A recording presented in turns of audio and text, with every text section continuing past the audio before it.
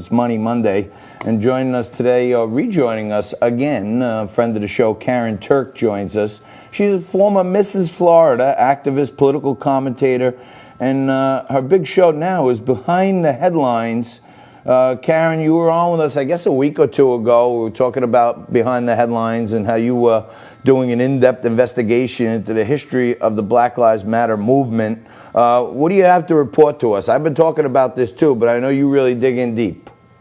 I've been digging in, and you got to follow the money. That's the name of the game here, and it's an appropriate topic for Money Monday because you just got to follow the money, and it all trickles down to one guy, and that guy is George Soros, the Prince of Darkness. And in his usual fashion, he's manipulating the media for political gain, and that's why we're here. And it's unfortunate for all these people that are out there thinking there's being social justice warriors. The truth is they're backing a very, very dark agenda right now. So most of these people, you know, where I live here in New York City, and I live in a, outer borough, Staten Island, it's, more Caucasian than some of the other boroughs, but certainly a united community. And there were a lot of protests here, and there were a lot of white kids that were out there, and white people out there joining black, white, Latino, and it was peaceful here, right? But a lot of these kids don't even realize they're just pawns in a big game of 3D chess that's going on. And George Soros is kind of the puppet master moving the pieces around the board, right? He is. He's the puppet master. He's been doing this for a long time. And I think our memory is kind of short. This goes back to 2013 when Black Lives Matter started trending as a hashtag. And that's really how the movement started. And if you look at the history, by 2015, George Soros and the Open Society Foundations committed $650,000 to BLM. They really are behind this movement. He really is the puppet master. And his agenda is not about social justice. And that's why I feel for these people that are out there that think that they're supporting a charitable cause, that they're doing the right thing, that they're standing up for their neighbor. They don't realize that what George Soros's mission is to conquer and divide. And they're buying right into that. They're following along to someone who has a really evil agenda behind this all. And, by 2016, which happened to be an election year, again, our memory is fleeting, he was contributing $100 million to BLM. So really, BLM is a George Soros movement. It's not about Black lives. And that's the part that's really sad in all of this. The one thing we should be able to unite on is that we're all Americans. And this man wants to tear us apart. And by supporting this movement and supporting Black Lives Matter, unfortunately, you're playing into his hand. No doubt about it. Hey, Karyn, I reported on a story a couple weeks back when the big protests were going on in New York that two well-educated attorneys were arrested for throwing Molotov cocktails into a police car. And when they were arrested, one of them in particular was with Ropes and Gray, which is a very prominent liberal law firm and, based all around the world. But the woman who showed up was an attorney from Ropes and Gray to bail them out. And her name was, I forget her first name and last name, Rizvi.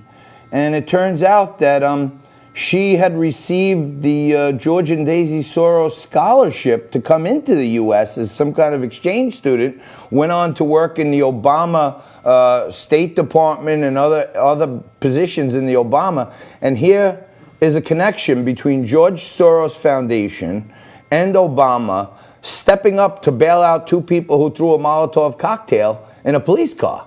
Are there more connections like that you found?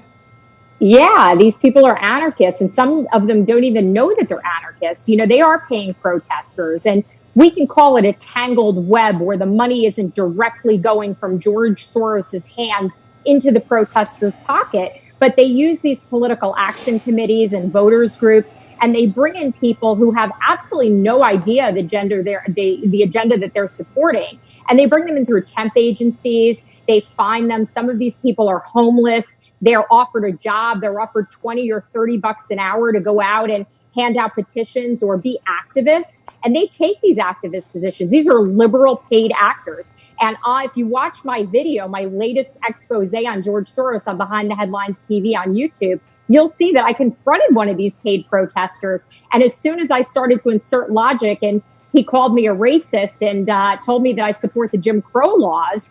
And I recited the Jim Crow laws. And when he had nothing else to say, he said, I'm just trying to make a paycheck and leave me alone. And that's the reality, is these people are desperate. They're out there, they're hungry for a paycheck, and they don't even know what agenda they're supporting. They're just as much pawns in the game as people who are out there thinking that they're supporting social justice when unfortunately they're being manipulated. So if people go to Behind the Headlines on YouTube TV, there's a very recent video there of you where you actually caught one of these protesters on tape admitting that he was getting paid to protest, right? Yeah, and there's more to come. I've confronted quite a few of these people. I actually confronted some too at the voting polls last election, and we found some that were there on behalf of the Democratic Party that have been hired in local temp agencies, and some of them weren't even registered Democrats. They were independents. They weren't even there. They weren't there to support the agenda. They were there because they were collecting a paycheck, and you got to follow the money, and that's what this is about. And George Soros has advertising in his hand through the mainstream media because he's got huge dollars, and he's also got the ability to hire these paid protesters in a very tangled web. So the money's not going direct, it's going through the grants his foundation provides. And here we are in 2020, and paid protesters are very, very real. So there's also this other organization out there called Open Society, which is another tricky wing of the Soros, what should I call them, as a potpourri of companies that have all these fake names upon them, but they all basically turn into this big web of deceit. And open societies, George Soros is using that to infiltrate a lot of local municipal elections. They're going paying young kids to go hand out leaflets and collect, ballots. And these kids, they think they're doing something good by this, by these charitable organizations. They don't realize that all that money is really getting turned around and recycled into anarchy. Anarchy is the word, and he's got $52.6 million allocated for 2020, just in time for election season. And that is going to be used for one thing and one thing only, and that's to rig this next election. This is for a democratic, socialist, globalist agenda that he's pushing, and it's against the American people, and it's against moderate Democrats. Even moderate Democrats don't want this, but they buy into the narrative. They're manipulated by the media, and here we are because he's got big dollars to spend. But he is the puppet master, no question about it. It's one guy, and it's George Soros. So how much deeper will you go, Karyn? We need to know more. I'm going to go really deep. I mean, the deep state is real, and it's alive, and there's going to be a lot more to come. I'm going to do more on this topic. There's a lot of other corruption that needs to be exposed. There's a lot of things happening behind the scenes. And that's why we need Behind the Headlines TV, because I got to dig in deep, because a lot of this stuff is not surface level. It's a tangled web that's been woven. And you know that saying, what a tangled web we weave when first we try to deceive. And that's really what's happening here, and they are succeeding. Yeah, well, I think the American people overall are smarter about it. There was a perfect set of circumstances here. People were locked in their house for so long, and then there was this, the left-wing media blew up this, police brutality, which is an issue that needs to be addressed. But, I feel like Soros really hijacked it, and, Donald Trump is operating against so many forces on top of one of the richest guys in the world. Makes his life harder every day, that's for sure. Absolutely. And this way, Joe Biden doesn't have to speak. If they focus on the chaos, they can keep him quiet. Nobody's going to realize that he really can't be president. That's for sure. And that's how they're going to keep they're going to keep the Democrats in the dark right now. All right, Karyn, thank you so much. For those of you watching at home, thank you. I know you like watching Liquid Lunch, but just take a look at my